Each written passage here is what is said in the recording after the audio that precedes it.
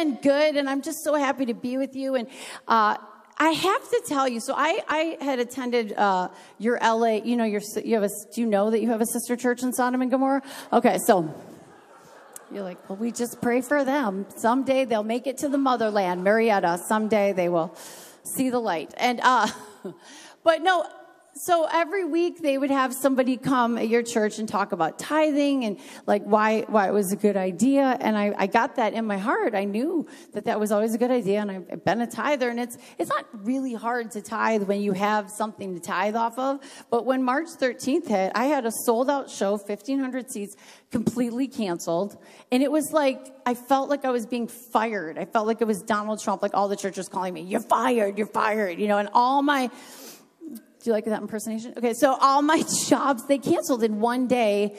And here's the funny part. I had just bought a house in LA. I bought a house in LA. I closed escrow on March 4th. And when you buy a house in LA, do you guys understand that you need to give them a kidney and your firstborn, all right, like plasma? And I'm like going, are you joking? I mean, just everything shut down. And I'm a workaholic. I mean, I had a baby. I was in labor, and I was on stage 2 days later with breastfeeding. I was like, I never quit work.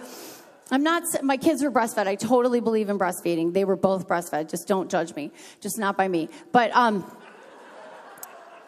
just want to say that you think that stuff doesn't stay with you. And all those times, because that, it was, I knew it and I tithed, but I never knew why I was tithing. And so when COVID hit and it was time to tithe, I was like, well, Lord, what is 0%? What is 10% of zero? Okay. How am I going to make that math work? You want to do some fishes and loaves? Okay. Why don't I put my unemployment flip? And my pastor and I were talking. He's like, well, we're still trying to make it work, and we're going to do whatever we can to keep the churches open. We're going online. And I was like, sweet, because if I tithe online and then I accidentally don't press send, it's not like I didn't try. My intentions were bad. But God, it's like for real. I really mean this, Pastor Rudy, for real. I remember those sermons, and I remember... And I go to a church where they talk about it openly and are okay. And so I said, God, have you guys ever tithed like this? You're like, and it just like physically hurts. But I'm like, I'm doing it. And I didn't have a percentage to tithe. I didn't have an income, but God was like, just do it. Just do it. Remember all those people, they tell you all those awesome stories. I'm like, I need to eat, but I trust you, Jesus. I don't need running water, God. I have faith, and so I'm sure I'm not the only one. And it was like real tithe. God was like, don't fake it, Kerri. Like, put another zero in there, And I'm like, okay, the kids can go hungry, but they're your children, And so we've got all that stovetop, so it'll be fine. It'll be fine. I won't need to buy new clothes. And so this was back in March, and I did this tithe, like a tithe that was for me a lot. And so the next day I get a FedEx package in the mail, and there's a box of cookies, and there's a note for my cousin Carol. Now my cousin Carol lives in Detroit, and I hadn't seen cousin Carol in a million years. Like, how you have the family that you see, and then you have like that family, So anyway, I love cousin Carol, but we just hadn't been in touch in many, many years. I hadn't heard from her, didn't know what she was doing. And she sends me a note. She goes, I read your books. I was so excited. And I got your address from your dad. And I wanted to send you a note of congratulations. And I baked you some cookies. And then in the PS of this card, she wrote, and I forgot. I never gave you a wedding present back in 2005. So here's a wedding present. And you're thinking, it's the cookies, right? So there's another card. And I open up the card. And cash just starts falling out of the card. It was like we were having church at the strip club cash. You know what I'm talking about? Like, make it rain cash. More than I tithe. And you know me, I'm like, I'm sorry, God.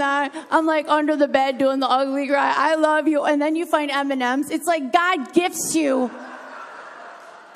Like from me, like, you are so faithful. You are so faithful. And you guys, every time it's happened, I bought this house. We got plumbing problems. Before I get out, I'll share one more. We got plumbing problems. My roommate texts me. She goes, I don't know what's going on, but there's a man in our front yard. He's dug a 7-foot hole and he's taking selfies of himself. Because if you're a plumber in LA, you got to be on Instagram, right? And so we have this terrible plumbing leak. And they give you the news like it's a real, like you're a bad doctor. And that's why I think Pastor Regine should be any other job. You would be so good at it. You'd be like a really good newscaster. Well, it's a hurricane and we're all going to die, but God is good. God is good. Your bill is $1,400, but you've got faith, don't you? You've got faith. I'm going to sow a seed. I'm going to put $1 in for you.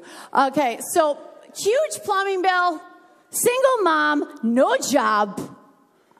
2 seconds later, I'm like, Lord. And then, God has always provided. And then my friend was like, well, he provided for you when you're, I'm like, that was like a month ago. Okay, that was so long.